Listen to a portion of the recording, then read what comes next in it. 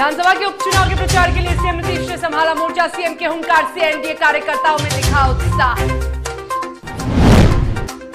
पटना लौटे राजद सुप्रीमो लालू प्रसाद यादव। उपचुनाव में बिगाड़ेंगे समीकरण। 27 को तारापुर कुशेश्वर स्थान में कर सकते हैं चुनावी सभा। और पीएम मोदी का यूपी को सौगात। 9 मेडिकल कॉलेज के उद्घाटन के साथ ही प्रधानमंत्री आत्मनिर्भर स्वास्थ्य भारत योजना का शुभारंभ।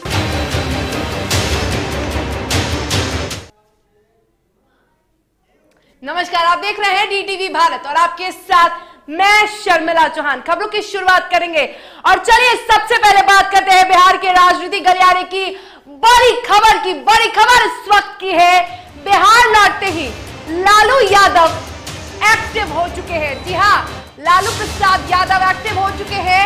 तारापुर और कुशेश्वर स्थान में चुनावी सभा करने वाले हैं। 26 और 27 अक्टूबर को चुनावी सभा करेंगे। आपको बता दें कि राजद सूत्रों के हवाले से ये बड़ी खबर सामने आ रही है, जहां लालू प्रसाद यादव चुनावी मैदान में उतर सकते हैं, प्रचार प्रसार कर सकते हैं और रैली में, चुनावी रैली में हुंकार भर सकते हैं। तो बड़ी खबर, बिहार लौटते ही एक्टिव हुए लालू प्रसाद यादव। तारापुर और कुशेश्वर स्थान में 27 अक्टूबर को कर सकते हैं चुनावी सभा।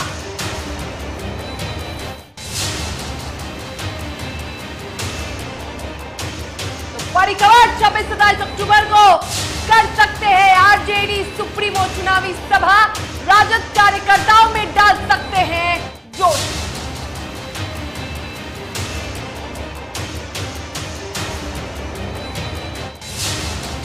चलिए हमारे साथ हमारे सहयोगी उत्कर्ष जुड़े हुए। उत्कर्ष, खबरें सामने आ रही हैं कि लालू प्रसाद यादव चुनाव प्रचार प्रसार में जान डाल सकते हैं। जी बिल्कुल शर्मिला, जिस तरीके से बीते दिन बयान आ रहे थे कि लालू प्रसाद यादव जो है वो चुनाव प्रसार करेंगे, हालांकि उनके स्वास्थ्य को लेकर भी कई अटकलें लगाई जा रही थी, लेकिन अब इसको क्लियर कर दिया गया है। प्रदेश अध्यक्ष जगदानंद सिंह है, उन्होंने बयान दे दिया और कहा है कि 26 और 27 अक्टूबर को लालू प्रसाद यादव चुनावी सभा करेंगे तारापुर और कुशेश्वर स्थान में। हालांकि उनकी जो तबियत है वो खासा ठीक नहीं है, इस वजह से ज्यादा चुनाव प्रचार नहीं करेंगे, केवल 2 दिन चुनाव प्रचार करेंगे और जो मुद्दा होगा इस बार वो बेरोजगारी और स्वास्थ्य को लेकर होगा। शर्मिला, चलिए तो लालू प्रसाद यादव बिहार लौटते एक्टिव हो गए हैं। ऐसे में उत्कर्ष, जब लालू प्रसाद यादव चुनाव के प्रचार प्रसार में जान झोंकते हैं तो इससे कितना फायदा होगा आरजेडी को? देखो, कहीं ना कहीं सबसे ज्यादा फायदा होने वाला है, क्योंकि जब स्टार प्रचारक की सूची बनी थी तो सबसे पहला जो नाम था वो राष्ट्रीय अध्यक्ष लालू प्रसाद यादव का था। तो कहीं ना कहीं जो लोगों में खुशी थी वो पहले से दुगना हो गई है जब लालू प्रसाद यादव पटना में है, और जो वोटों का समीकरण है वो भी जरूर बदल सकता है लालू यादव के पटना आने के बाद। चलिए, चुनावी समीकरण बदल सकता है, लालू प्रसाद यादव उसकी तस्वीर बदल सकते हैं। तमाम जानकारी के लिए, बातचीत करने के लिए बहुत शुक्रिया उत्कर्ष।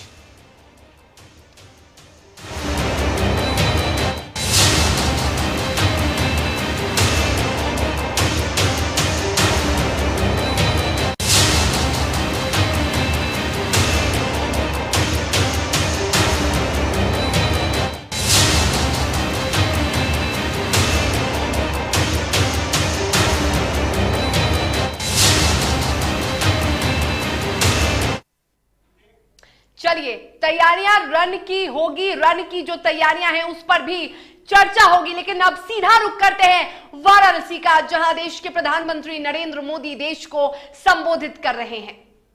कल्याण है, सफलता ही सफलता है, और जब महादेव के आशीर्वाद होते हैं तो कष्टों से तो मुक्ति भी बहुत स्वाभाविक है। साथियों, आज यूपी सहित पूरे देश के हेल्थ इंफ्रास्ट्रक्चर को ताकत देने के लिए, भविष्य में महामारियों से बचाव के लिए हमारी तैयारी उच्च स्तर की हो। गांव और ब्लॉक स्तर तक हमारे हेल्थ सिस्टम में आत्मविश्वास और आत्मनिर्भरता आए, इसके लिए आज काशी से मुझे 64,000 करोड़ रुपए का Ayushman Bharat health infrastructure mission राष्ट्र को समर्पित करने का सौभाग्य मिला है। आज काशी के इंफ्रास्ट्रक्चर से जुड़े करीब 5,000 करोड़ रुपए के प्रोजेक्ट्स का भी लोकार्पण अभी किया गया है। इसमें सड़कों से लेकर घाटों की सुंदरता, गंगा जी और वरुणा की साफ सफाई, पुलों, पार्किंग स्थलों, बीएचयू में अनेक सुविधाओं से जुड़े अनेक प्रोजेक्ट, त्योहारों के इस मौसम में जीवन को सुगम, स्वस्थ और समृद्ध बनाने के लिए काशी में हो रहा ये विकास पर्व एक प्रकार से पूरे देश को नई ऊर्जा, नई शक्ति, नया विश्वास देने वाला है। इसके लिए काशी सहित आज मैं काशी की धरती से 130 करोड़ देशवासियों को, हिंदुस्तान के कोने कोने को, हिंदुस्तान के गांव को, हिंदुस्तान के शहर को, हर किसी को बहुत बहुत बधाई देता हूं। भाइयों और बहनों, हमारे यहां हर कर्म का मूल आधार आरोग्य माना गया है। शरीर को स्वस्थ रखने के लिए किया गया निवेश हमेशा उत्तम निवेश माना गया है। लेकिन आजादी के बाद के लंबे कालखंड में आरोग्य पर, स्वास्थ्य सुविधाओं पर उतना ध्यान नहीं दिया गया जितनी देश को जरूरत थी। देश में जिनकी लंबे समय तक सरकारें रही, उन्होंने देश के हेल्थ केयर सिस्टम के संपूर्ण विकास के बजाय उसे सुविधाओं से वंचित रखा। गांव में या तो अस्पताल नहीं थे, अस्पताल थे तो इलाज करने वाला नहीं, ब्लॉक के अस्पताल में गए तो टेस्ट की सुविधा नहीं, टेस्ट हो भी जाए लेकिन नतीजों को लेकर के भ्रम रहा, सटीक है कि नहीं उस पर शंका। जिला अस्पताल पहुंचे तो पता चला कि जो गंभीर बीमारी डिटेक्ट हुई उसमें तो सर्जरी होगी, लेकिन जो सर्जरी होनी है उसकी तो वहां सुविधा ही नहीं है। इसलिए फिर और बड़े अस्पताल भागो, बड़े अस्पताल में उससे ज्यादा भीड़, लंबा इंतजार। हम सभी गवाह हैं कि मरीज और उसका पूरा परिवार ऐसी ही परेशानियों से उलझता रहता था, जिंदगी जूझने में चली जाती थी। इससे एक तो गंभीर बीमारी कई बार और ज्यादा बिगड़ जाती है, ऊपर से गरीब पर जो अनावश्यक आर्थिक बोझ पड़ता है वो अलग। साथियों, हमारे हेल्थ केयर सिस्टम में जो बड़ी कमी रही उसने गरीब और मिडिल क्लास में इलाज को लेकर हमेशा बनी रहने वाली चिंता पैदा कर दी। Ayushman Bharat health infrastructure mission देश के हेल्थ केयर सिस्टम के इसी कमी को दूर का एक समाधान है। भविष्य में किसी भी महामारी से निपटने में हम तैयार हो, सक्षम हो, इसके लिए अपने हेल्थ सिस्टम को आज तैयार किया जा रहा है। कोशिश ये भी है कि बीमारी जल्दी पकड़ में आए, जांच में देरी ना हो।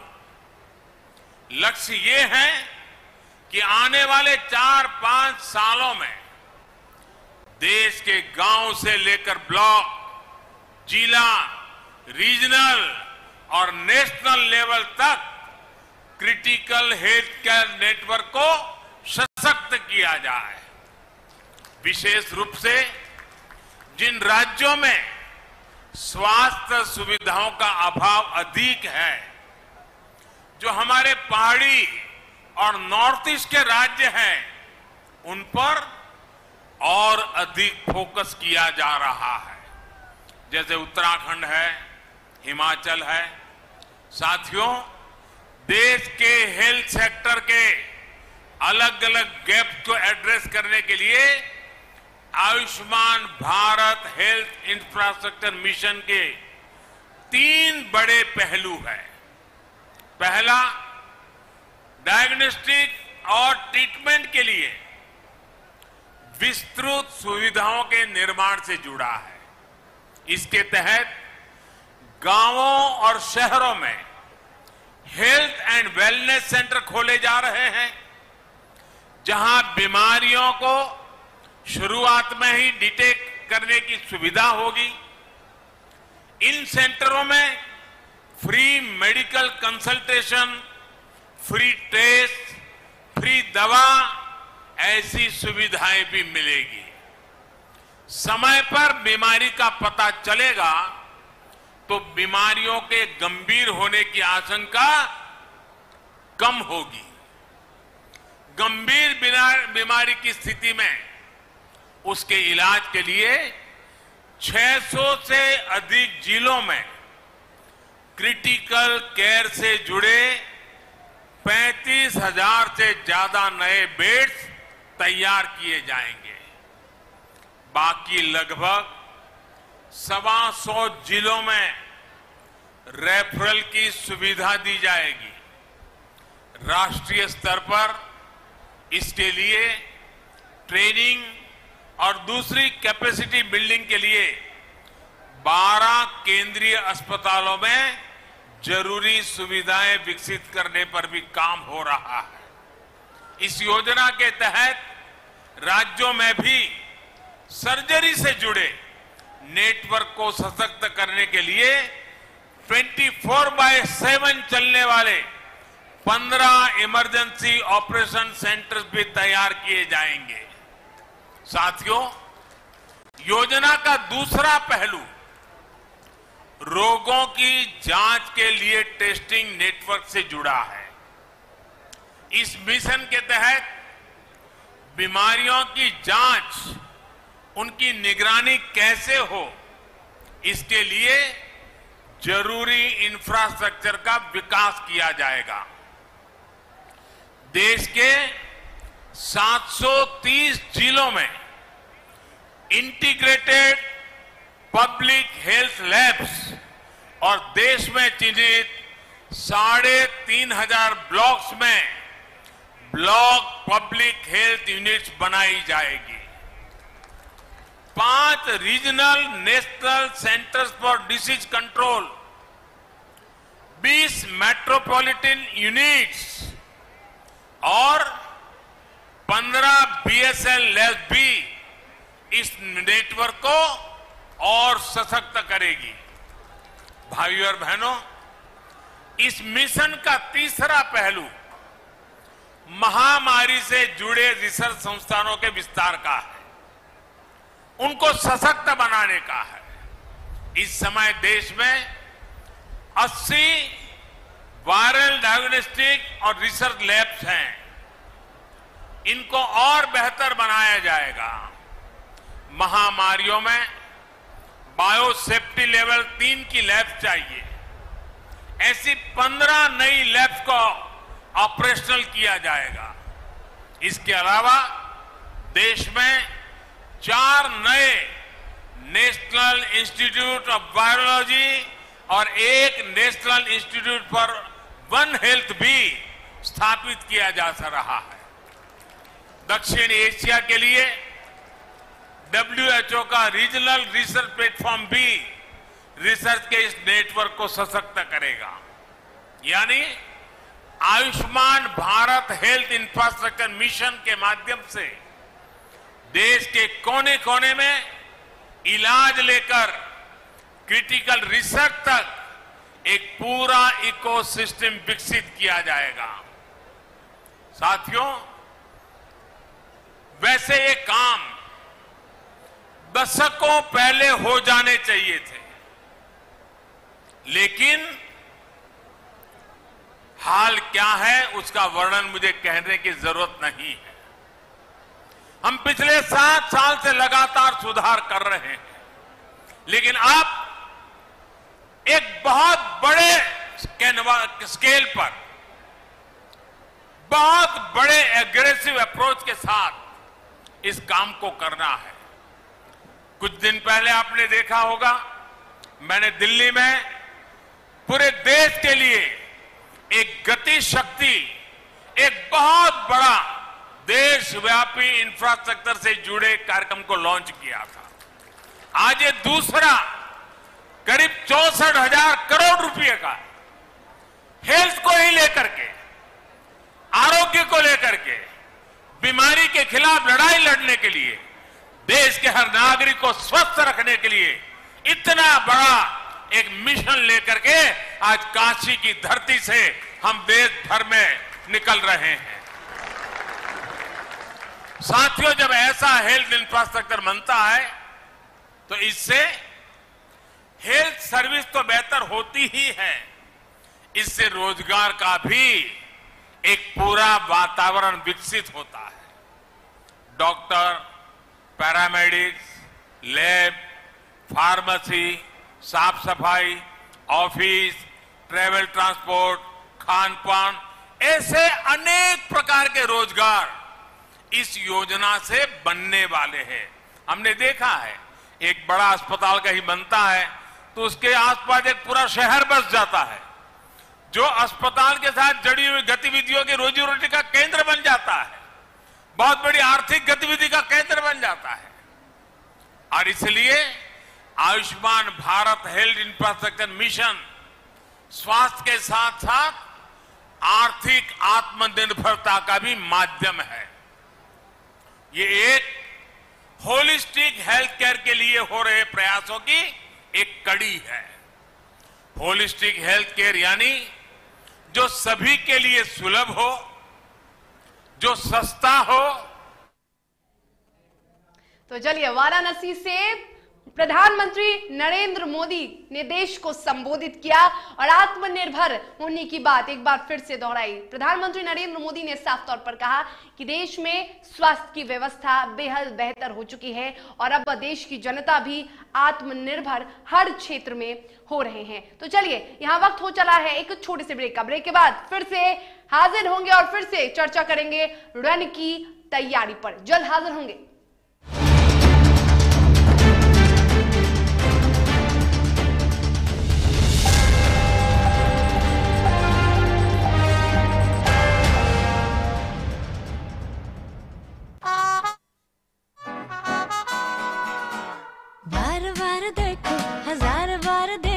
ये देखने की चीज है, हमारा दिल रुबा ताली हो, ताली हो। This is my favorite. I like the way I look. I like this. Your wall looks amazing in this one. The wall. Yeah.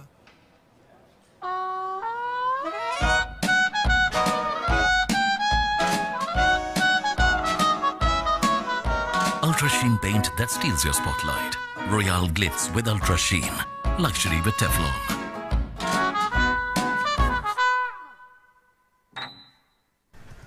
दादी इतने सारे पापड़ बन गए, क्या करे?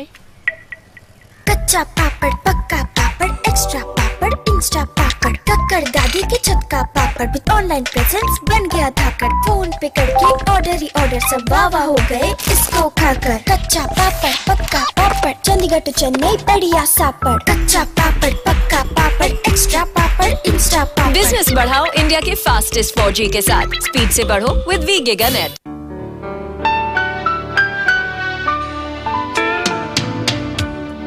कुछ खास है हम सभी में, कुछ बात है क्या स्वाद है जिंदगी में। Cadbury's Dairy Milk।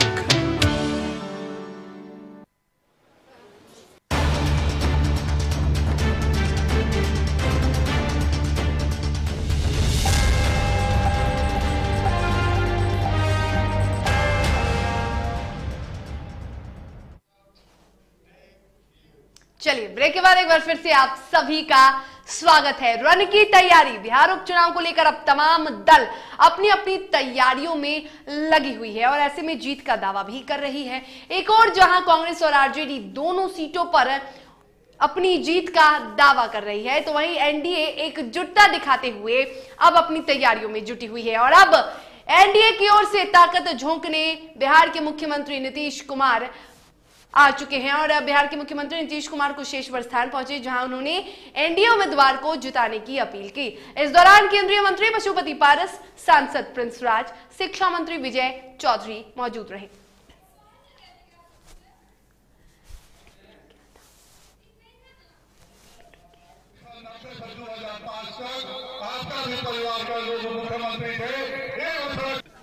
एक चीज जो बहुत कम विधानसभा क्षेत्र में देखने को मिलती है वो है,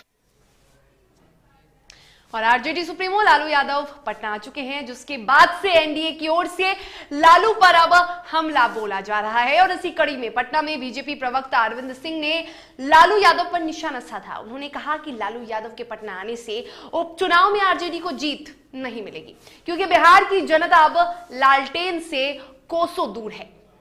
आज लालू यादव जी के राज्य में वो खुद आज होटवार के सजाफ्ता होकर के जब बाहर इलाज के नाम पर आए हैं, तो आकर के फिर लंपटिया लालूकरण का भाषा जो है बोलना चालू कर दिए। दलितों के बारे में कभी भगचोनहर बोलते हैं, कभी कुछ बोलते हैं, कभी बड़े बेटा को प्रताड़ित करते हैं, कभी जो है बिहार के जनता को प्रताड़ित करते हैं। आरजेडी सुप्रीमो लालू यादव के पटना आगमन पर बिहार की सियासत गर्मा गई और इसी बीच पटना में कांग्रेस प्रवक्ता राजेश राठौर ने तेजस्वी को नसीहत देते हुए कहा कि उनके पिता की तबीयत ठीक नहीं है और इसलिए पिता के नाम पर उन्हें राजनीति नहीं करनी चाहिए। राजेश राठौर ने कहा कि उनके परिवार के लोग राजनीतिक लाभ के लिए लालू की सेहत का ध्यान नहीं रखते हैं और ऐसे में वो राजनीति कैसे कर पाएंगे। प्रसाद यादव जी वरिष्ठ नेता ही नहीं है कि बुजुर्ग हो गए हैं, वो लगातार बीमार रहते हैं। ऐसे स्थिति में उनके परिवार के लोग राजनीतिक लाभ के लिए उनके सेहत का ध्यान नहीं रखते हैं। अब लालू प्रसाद यादव राजनीति कैसे कर पाएंगे, बड़ा मुश्किल है, क्योंकि जब वो पारिवारिक कलह को नहीं सुलझा पा रहे हैं, पारिवारिक संकटों से बाहर नहीं निकल पा रहे हैं, तो राजनीतिक संकटों को कैसे दूर करेंगे। हम उनके परिवार के लोगों से आग्रह करेंगे कि लालू प्रसाद यादव जी के सेहत को ध्यान रखिए, उनको परेशान मत कीजिए। चलिए इस वक्त की बड़ी खबर आपको बता दें, औरंगाबाद से बड़ी खबर। एनसीबी की टीम ने 994 किलो गांजा बरामद किया है। बता दें आपको कि बाजार में बरामद गांजे की कीमत लगभग 1 करोड़ रुपए है।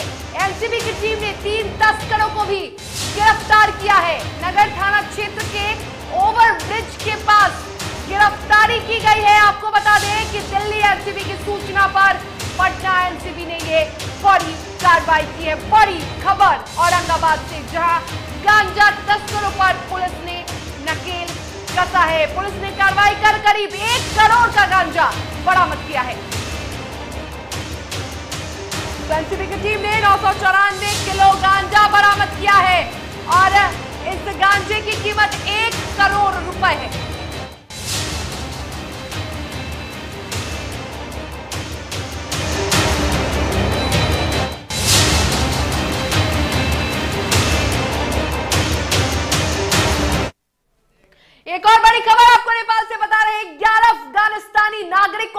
किया गया है। सीबीआई ने काठमांडू से सभी को गिरफ्तार किया है। गिरफ्तार 6 लोगों के पास से फर्जी भारतीय आधार कार्ड भी बरामद पुलिस ने किया है। पुलिस ने 11 अफगानिस्तानी नागरिकों को गिरफ्तार किया है। काठमांडू पुलिस ने यह बड़ी कार्रवाई की है। गिरफ्तार 6 लोगों के पास से फर्जी भारतीय आधार कार्ड बरामद किया गया है। बड़ी खबर इस वक्त हम आपको बता रहे हैं। 11 अफगानिस्तानी नागरिकों को गिरफ्तार किया है और सीबीआई ने काठमांडू के सभी नागरिकों को गिरफ्तार किया है।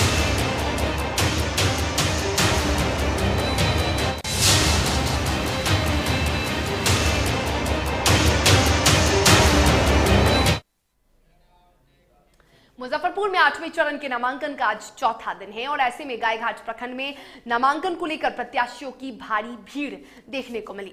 शुरुआती समय से ही समर्थकों की इतनी भीड़ है कि बैरिकेडिंग से लेकर हॉस्पिटल रोड तक प्रत्याशियों के समर्थकों की भीड़ लगी हुई है और ऐसे में प्रखंड प्रशासन के लिए प्रत्याशियों के समर्थकों को नियंत्रित करना एक चैलेंज बनता नजर आ रहा है। चरण के नामांकन की प्रक्रिया की आज चौथी दिन है।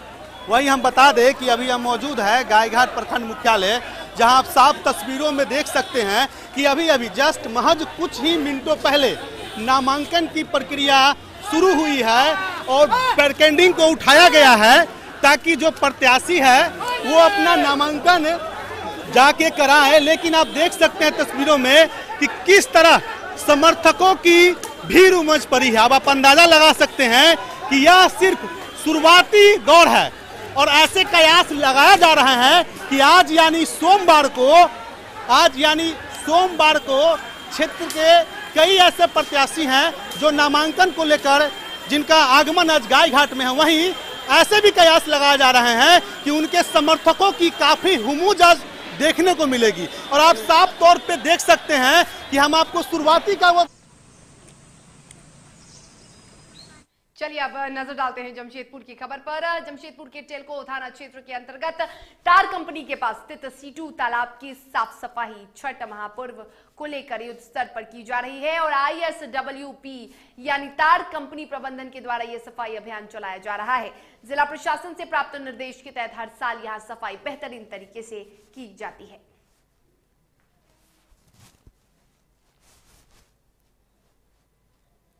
तैयारी हर साल की भांति इस साल भी अच्छा से अच्छा करेंगे हम, चूँकि हर साल जो है कंपनी प्रबंधन निदेशक की तरफ से कोई भी किसी तरह की कोताही नहीं बरती जाती है।